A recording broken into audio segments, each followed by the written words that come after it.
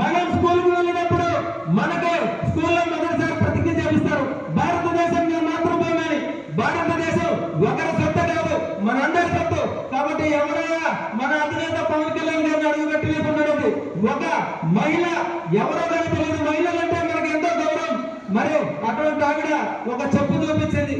ఆవిడకి నేను ఒకటే తెలియజేస్తా ఉన్నా, చివరికి ఆ చెప్పులు వేసుకునేటువంటి పరిస్థితి కూడా లేకుండా ఉంటావమ్మా, కొద్దిగా ఒళ్ళు దగ్గర పెట్టుకొని నువ్వు మాట్లాడు, నువ్వు ప్రవర్తించు.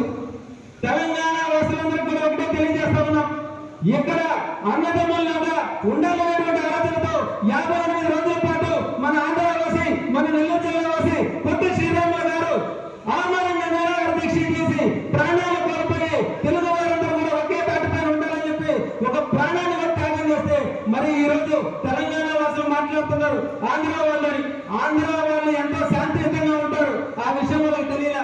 అదే విధంగా పవన్ కళ్యాణ్ గారిని ఎవరు ఏమన్నా సరే ఒక గొంతులు వేస్తే మనం 2 గొంతులు వేయాలా, వాళ్ళ 2 గొంతులు వేస్తే మనం 1,00,000 గొంతులు వేయాలా.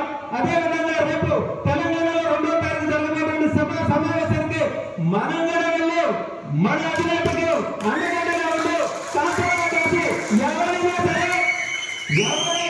పవన్ కళ్యాణ్ గారి వైపు చూడాలన్నా, అతని గురించి మాట్లాడాలన్నా ఉద్యమించే విధంగా మనం అందరం కూడా మన చట్టాన్ని తెలియజేసే విధంగా అడుగులు ముందుకు వెళ్ళాలని చెప్పి మనస్ఫూర్తిగా కొడుతూ, పవన్ కళ్యాణ్ గారు భగవంతుడు ఇచ్చినటువంటి వరం ఈ రాష్ట్రానికి, ఈ దేశానికి. ఆయన ఒక దేశ భక్తుడు. ఆ భక్తుడిని రావద్దడానికి వాడేవాడు, రానివ్వకుండా ఉండడానికి వాడేవాడు. ఆయన హక్కు, ఆయన సొత్తు.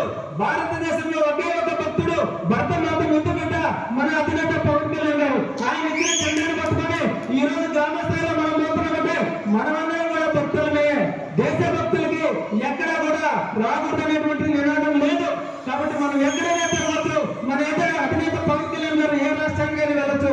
కాబట్టి మన సత్తాన్ని తెలియజేసేదానికి త్వరలోనే స్థానిక ఎన్నికలు ఉన్నాయి. కాబట్టి మనమందరం కూడా కలిసికట్టుగా మన బలాన్ని తెలియజేయాలా.